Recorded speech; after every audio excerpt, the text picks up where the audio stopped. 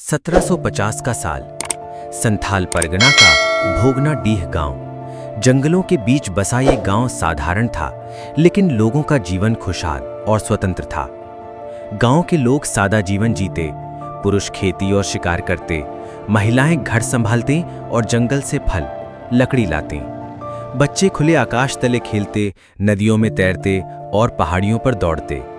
इसी गांव में जन्म हुआ एक बच्चे का, जाबरा पहाड़िया। मां ने उसे गोद में लेकर कहा, यह बच्चा हमारी धरती का अभिमान बनेगा। गांव के बुजुर्गों ने आशीर्वाद दिया, यह बालक हमारे समाज को गुलामी से बचाएगा। आदिवासी समाज प्रकृति के साथ जीता था।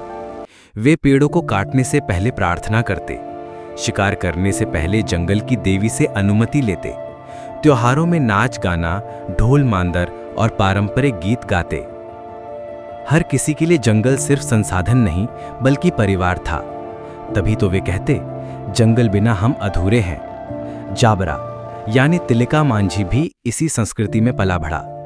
उसने सीखा, धरती माँ है और उसकी रक्षा करना सबसे बड़ा धर्म है। लेकिन ये शांति ज्यादा दिन नहीं रही। अंग्रेजों ने गांवों पर कब्जा करना शुरू कर दिया। जंगलों को सरकारी घोषित कर दिया गया।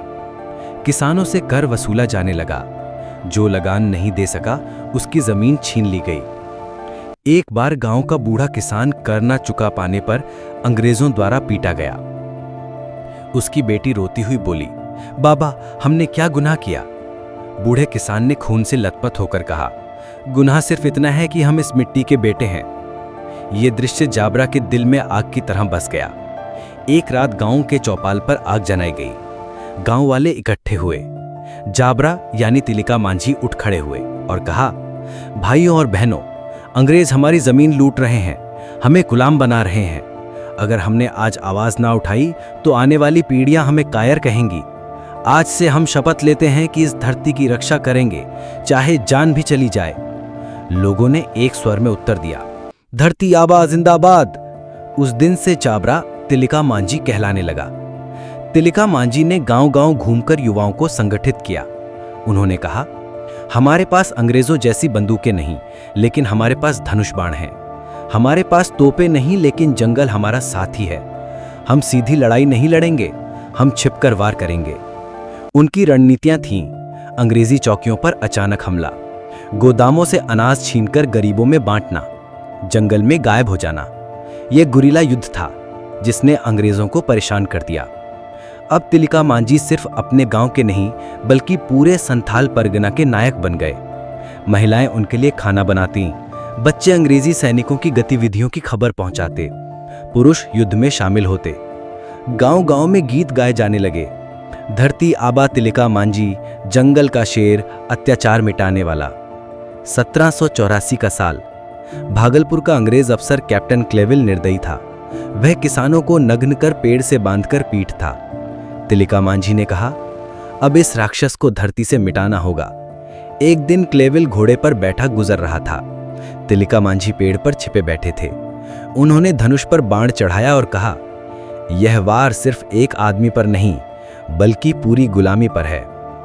बाण सीधे क्लेविल के गले में धंस गया। वह वहीं गिर पड़ा और मर गया। जंगल गूंज उठा, धरती आबा तिलिका मांझी जिंदाबाद। क्लेविल की मौत ने अंग्रेजों को हिला दिया। उन्होंने बड़ी सेनाएं भेजी, लेकिन तिलिका मांझी और उनके साथियों ने जंगल में छिपकर महीनों तक युद्ध किया। कभी वे चौकियों पर हमला कर देते, कभी अनाज लूट लेते। अंग्रेज सिपाही कहते, ये आदमी नहीं जंगल का भूत है। लेकिन अंग्रेज चालाक थे। उन्होंने कुछ गांव वालों को लालच और डर से खरीद लिया। 1785 की सुबह तिलिका मांझी को धोखे से पकड़ लिया गया। उन्हें 4 घोड़ों से बांधकर भागलपुर की सड़कों पर घसीटा गया। उनका शरीर लहूलुहान था, लेकिन होठों पर मुस्कान थी। उन्होंने कहा, मेरा खून मिट्टी को सींचेगा और हजारों तिलिका मांझी पैदा करेगा। भागलपुर के बरगद के पेड़ के नीचे भीड़ जमा थी। अंग्रेजों ने तिलिका मांझी को फांसी दी। भीड़ रो पड़ी, लेकिन तिलिका मांझी की आखिरी चीख गूंजी, धरती हमारी है, कोई इसे छीन नहीं सकता। तिलिका मांझी की शहादत ने पूरे देश को झकझोर दिया। उनकी गाथा गीतों और कहानियों में जीवित रही।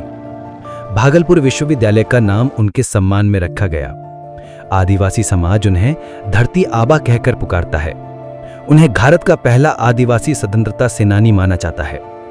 उनकी गाथा ने आगे चलकर संथाल विद्रोह, भील विद्रोह, मुंडा विद्रोह और 1857 की क्रांति की नींव रखी। तिलिका मांझी सिर्फ आदिवासियों के नायक नहीं थे, बल्कि पूरे भारत के पहले स्वतंत्रता सेनानी थे। उन्होंने हमें सिखाया, अन्याय को सहना सबसे बड़ा अपराध है। धरती और संस्कृति की रक्षा करना ही सच्चा धर्म है। और अगर दिल में साहस हो तो दुनिया की कोई ताकत नहीं हरा सकती।